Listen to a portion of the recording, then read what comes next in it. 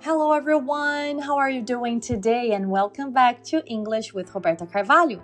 Today's episode is not about grammar. It's not about vocabulary. It's about responsibility, leadership, and one moment that changed the way I see my role as a teacher. This is the story of the day there was a fire in front of the school. It was a normal day. We had around 25 students inside the school. So one teacher was in a classroom teaching in person, and I was on a live class with my foreign students. Everything felt completely normal. Then I started hearing something outside. At first, I thought it was heavy rain. You know that loud, constant noise that hits the street and echoes through the windows. That's what it sounded like.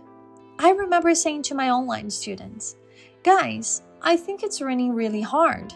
Let me just close the balcony window." Simple, casual, and calm. I walked toward the balcony, and when I looked outside, I didn't see rain. Guys, I saw flames, huge flames, right in front of the school. For a second, my brain froze. It didn't make sense. One moment, normal class. Next moment, fire across the street. The fire was so close that I could feel the heat through the window.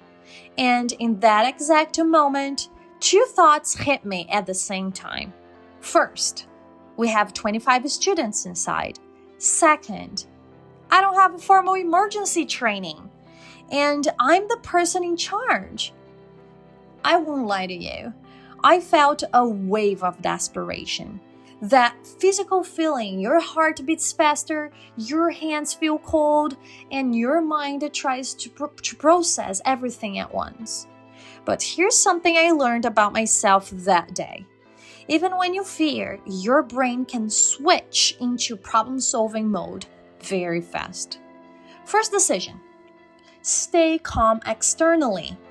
Even if internally you're panicking, you cannot transfer that energy to 25 students. Energy spreads. If I look scared, they get scared. So I took a deep breath. I went back inside.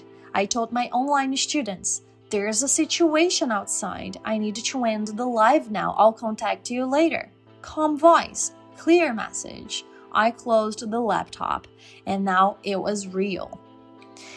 The other teacher was inside teaching, so I walked quickly to the classroom. I explained what was happening. Smoke was starting to become visible. You could smell it, and that moment I knew. We could not wait. We need a plan. Fast. When you don't have a formal training, you rely on logic. What are the exits? Which direction is safest? Is the fire spreading toward us or away from us? I looked outside again. The fire was across the street, but the wind direction matters. Smoke matters. Panic matters. So I made a decision. We were going to evacuate immediately. I entered the classroom, all eyes on me. 25 students, different ages, different reactions. Some confused, some nervous, some completely unaware of how serious it was. And I said, "Everyone, we need to leave the building now. Stay calm, follow the instructions." The tone of your voice changes everything. Not loud, not dramatic, firm, clear, controlled. Inside my mind was racing. What if the fire spreads? What if there's an explosion? And what if the smoke enters the building? But externally, I moved with intention. We organized the students quickly. No running, no screaming, no chaos. We exited the building together. And when we stepped outside, away from the immediate area, I finally allowed myself to breathe. The fire department arrived shortly after. The situation was controlled, no one was hurt, and only then I did feel the emotional impact. When the adrenaline drops, reality hits. I kept thinking, What if I hadn't checked the window? What if I had ignored the noise? And what if we had waited? Sometimes leadership is not about having a certificate. It's about making decisions when no one else is. That day changed something in me. It made me realize being a teacher is not just about grammar lessons. It's not just about vocabulary or pronunciation. It's about responsibility. When parents send their children or when people come to your school, they're trusting you with something precious. And that trust is bigger than any lesson plan. After that day, I reflected a lot. I thought about emergency preparation. I thought about risk management. I thought about how important it is to be proactive, not reactive. Because confidence doesn't come from pretending you're not scared. It comes from knowing that even when you're scared, you can act.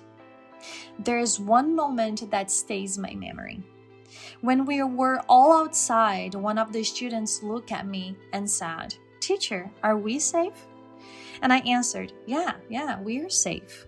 And in that moment, I wasn't just answering a question. I was holding space for that fear, for their uncertainty, and for their trust. Well, if you were listening to this and you're a teacher or a leader or a parent, anyone responsible for others, here's what I want to tell you. Preparation matters. Calm matters. Presence matters. And sometimes life tests you without warning. No rehearsal, no script, just you and the moment.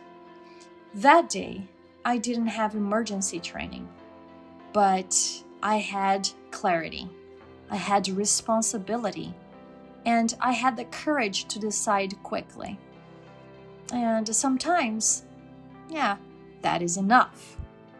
So thank you for being here today.